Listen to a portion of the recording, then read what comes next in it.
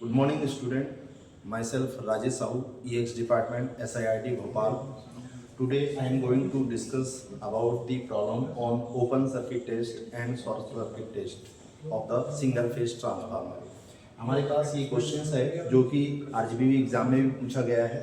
हमारे पास ये क्वेश्चन है कि the results of the test perform on a single phase 20 kVA 2200 220 volt 50 hertz single phase transformer are as follows. First is open circuit test perform किया गया है. Open circuit test की reading दी है 220 volt 4.2 ampere and 148 watt. And short circuit test perform किया गया है जिसमें 86 वोल्ट 10.5 एम्पियर एंड 360 वाट. ये हमें दिया गया है. हमें फाइंड करना है क्या, determine open circuit and short circuit test of the transformer. ठीक है, तो हमने ये ओपन सर्किट टेस्ट का डायग्राम बनाया हुआ है जिसमें ये single phase transformer, this is low voltage winding, this is high voltage winding. हम लो वोल्टेज साइड क्या करते हैं, इंस्ट्रूमेंट कनेक्ट करते हैं, voltmeter, ammeter and wattmeter connect करते हैं. और हाई वोल्टेज साइड को हम क्या करते हैं, ओपन करते हैं. किस केस में, हम ओपन सर्किट टेस्ट में. Open circuit test low voltage side क्यों किया जाता है वो मैंने डिस्कस कर चुका हूँ क्लास में. और हम ऑटो ट्रांसफार्मर के थ्रू हम सप्लाई देते हैं. तो यहाँ पर हम क्या कर रहे हैं, हाई वोल्टेज साइड को ओपन रख के हम अमीटर वोल्टमीटर और रेटेड वोल्टेज अप्लाई करके हम वोल्टमीटर की रीडिंग ले लेंगे. तो वोल्टमीटर की रीडिंग आ गई 220 वोल्ट.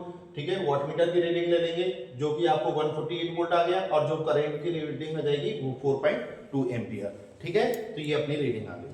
तो स्टूडेंट अपन ओपन सर्किट टेस्ट परफॉर्म कर रहे हैं. तो ओपन सर्किट टेस्ट हम पहले निकाल रहे हैं. ओपन सर्किट टेस्ट ओसी टेस्ट परफॉर्म कर रहे हैं. ओपन सर्किट पैरामीटर हम कैलकुलेट कर रहे हैं. तो सबसे पहले हमें वोल्टमीटर की रीडिंग दी है, V1 की रीडिंग दी है 220 वोल्ट.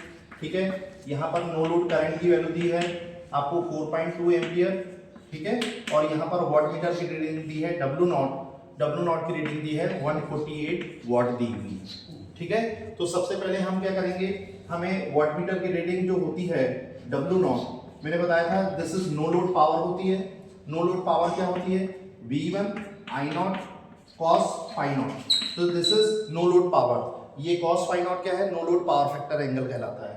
तो हमें यहाँ पर W0 की रीडिंग दी है, I0 की रीडिंग दी है, V1 की रीडिंग दी है. तो यहाँ से हमें नो लोड पावर फैक्टर आ जाएगा cos phi naught equal to क्या आ जाएगा, W0 divided by V1 into I0.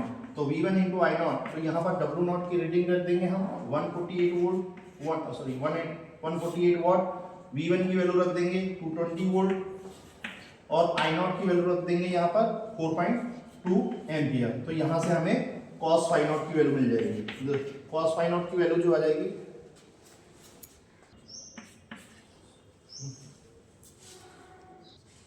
तो यहाँ पर हमारे पास नो लोड पावर फैक्टर कितना आ गया, 0.16.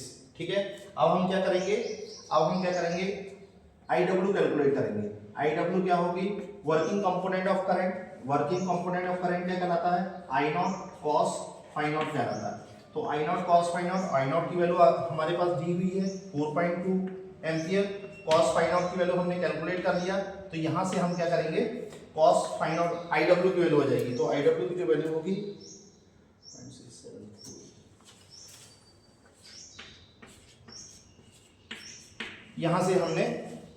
यहाँ से हमने बोलो ना, मैग्नेटाइजिंग कंपोनेंट करंट निकालेंगे. IM magnetising component of current क्या हो जाएगा, I0 sin phi naught होता है.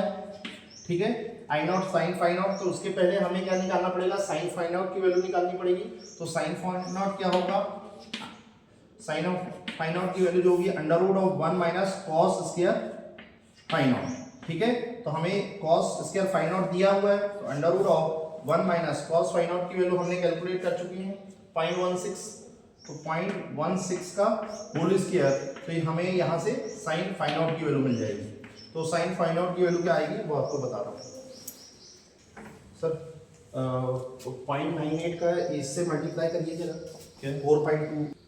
तो देखें हमने क्या किया, पहले sin phi naught की वैल्यू कैलकुलेट की, √1 minus cos square phi naught. cos phi naught की वैल्यू दी है 0.16 का स्क्वायर.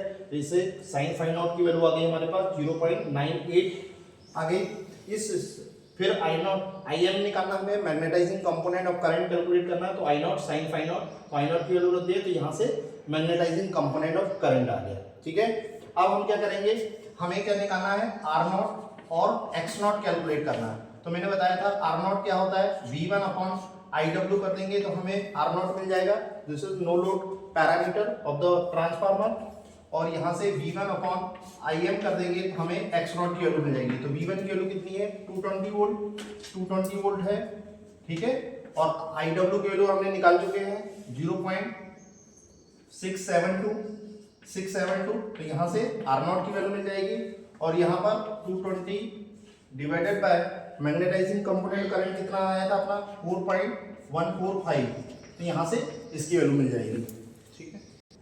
तो स्टूडेंट हमने नो लोड रेजिस्टेंस निकाली है, नो लोड पैरामीटर कैलकुलेट कर लिया, V1 अपॉन IW रख के 27.3 ओम आ गया, और ये रिएक्टेंस कंपोनेंट आ गया x naught equal to V1 upon IM इस करके 53 ओम रेजिस्टेंस आ गया। This is no load parameter, this is also called open circuit parameter and no load parameter. Thank you very much.